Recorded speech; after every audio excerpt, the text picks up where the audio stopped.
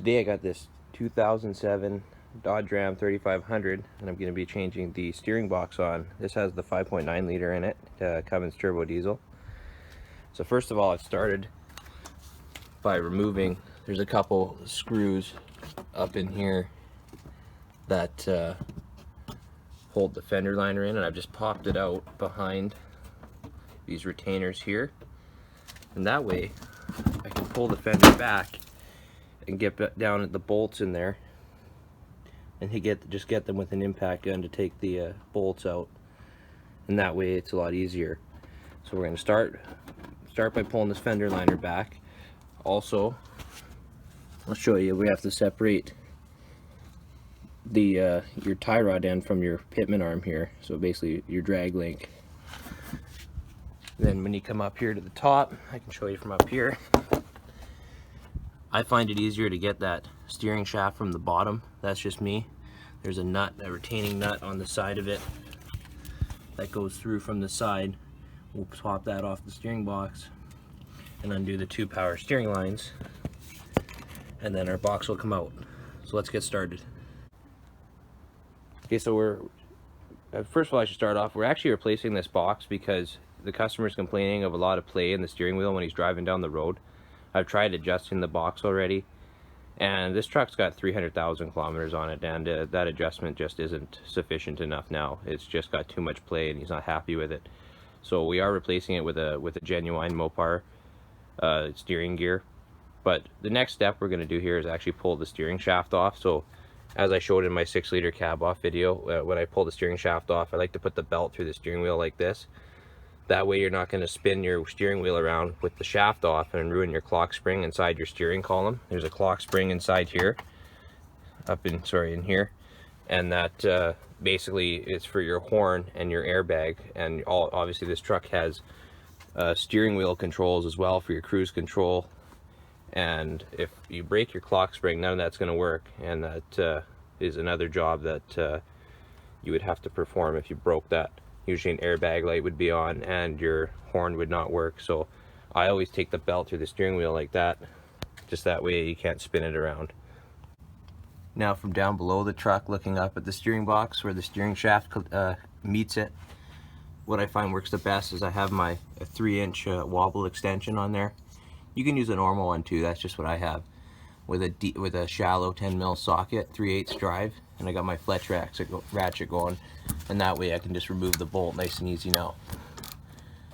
And then when that's out, you can just take a pry bar and I'll show it, and you just pry the shaft off.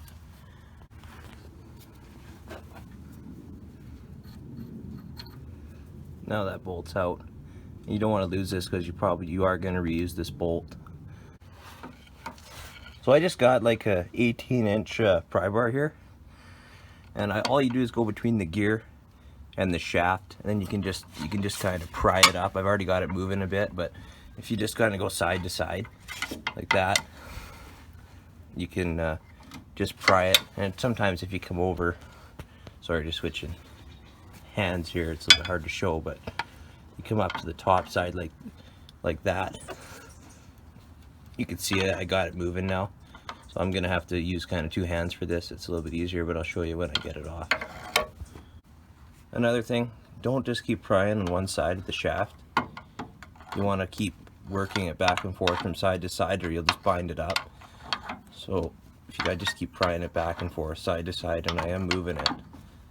And if you are struggling, you can try spraying it with some kind of a penetrant fluid, or if you might even have to go to the top, from the top side down, and use a pry bar and split and go down from the middle of the shaft and then pry the 2 halves apart, and that can help it come apart, but I don't think I'll have to do that for this one. And now with the shaft off, you can just take it and push it back up inside itself. It's meant to collapse like that, so in case you get into an accident, your steering wheel doesn't push up through your column and hurt you or kill you. So that's meant to collapse like that. And now the next step we're going to do is right here. We have this 21mm. We're going to undo that and separate our drag link tie rod from the pitman arm. Alright, so on this, it's pretty rusty, so I'm going to I'm gonna spray it a little bit just to help remove it. And I'm just using a 21 mil deep 1/2-inch drive impact socket with a M18 Milwaukee. And when you're removing this to help with installation, I don't just zip it right off. I actually work it back and forth a few times on the threads. That way it just clears the threads off and makes it a lot easier going back together. Tighten it back up. Loosen it almost all the way. Tighten it back up. Loosen. Tighten. Bam. And that way the threads are nice and cleaned off, and when we go back together, that nut should go on there a lot easier than it would if we just ripped it right off of there. And now to separate this, all I do is I take a hammer and I smack it right on the side of the pitman arm as hard as I can. There is proper pitman arm removers for this. Yes, you're technically supposed to use the pitman arm remover. I do have one, but not here right now at the moment, so I am just going to use a hammer. And if you give it a couple hard hits right on the side of the pitman arm right here, be careful. If you are worried about damaging your threads, just take the nut and put it back on so you can't hit the threads. I got a pretty good swing with the hammer, so I'm just going to use the hammer and smack it as hard as I can right here on the side of the pitman arm, and then it should separate no problem.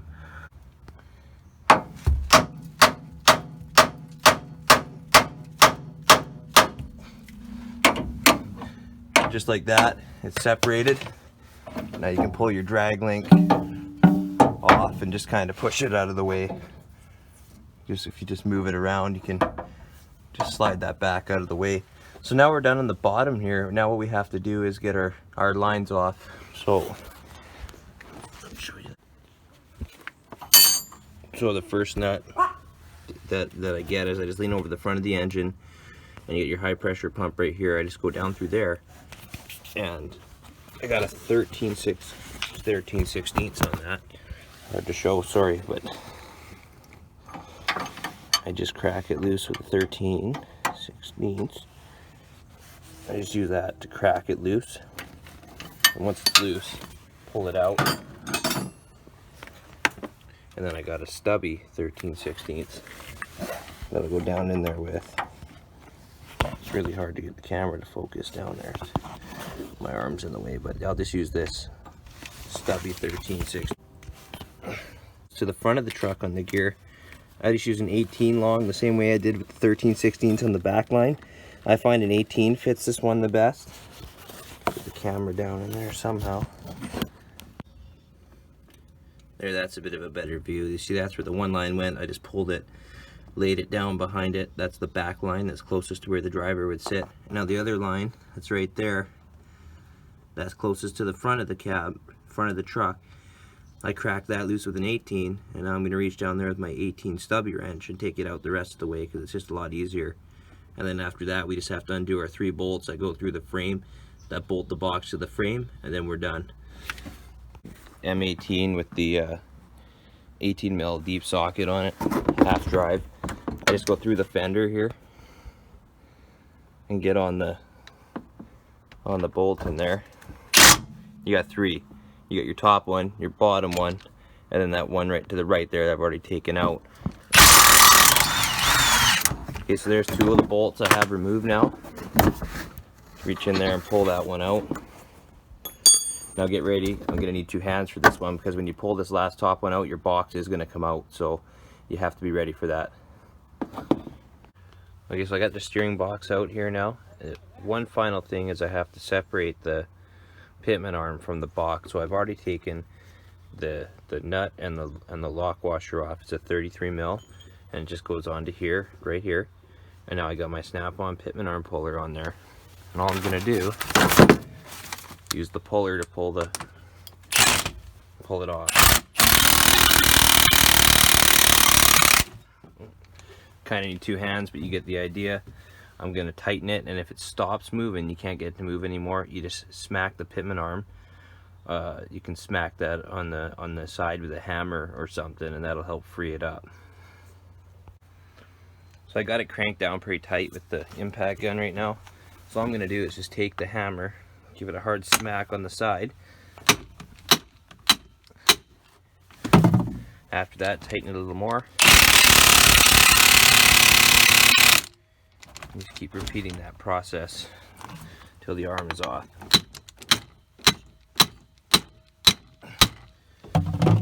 Just like that, you get the idea. Alright, so I gave it a couple hard hits with the hammer and it popped right off. Back my puller off. And now with the arm off. And the other thing I like to say, there's a master spline on this, so it can only go on one way.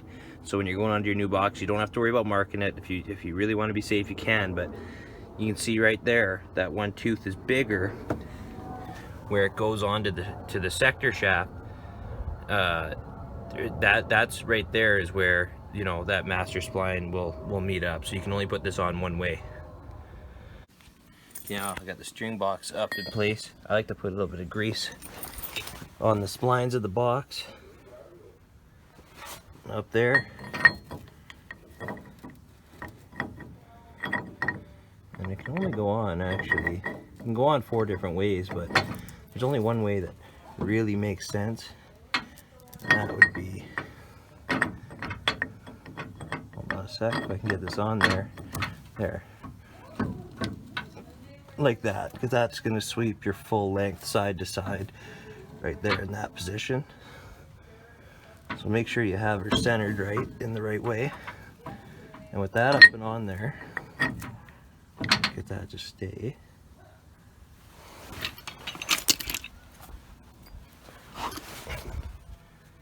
I use a little red Loctite on the nut threads.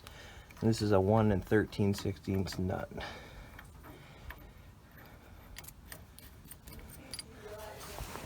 Spin that on there.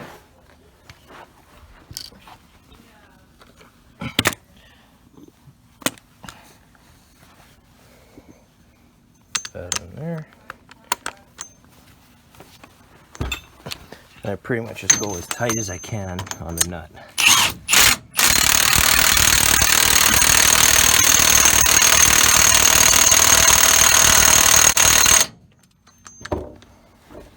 And there we go. Then the rest of it's the same as it was coming apart. Thank you. Please like and subscribe.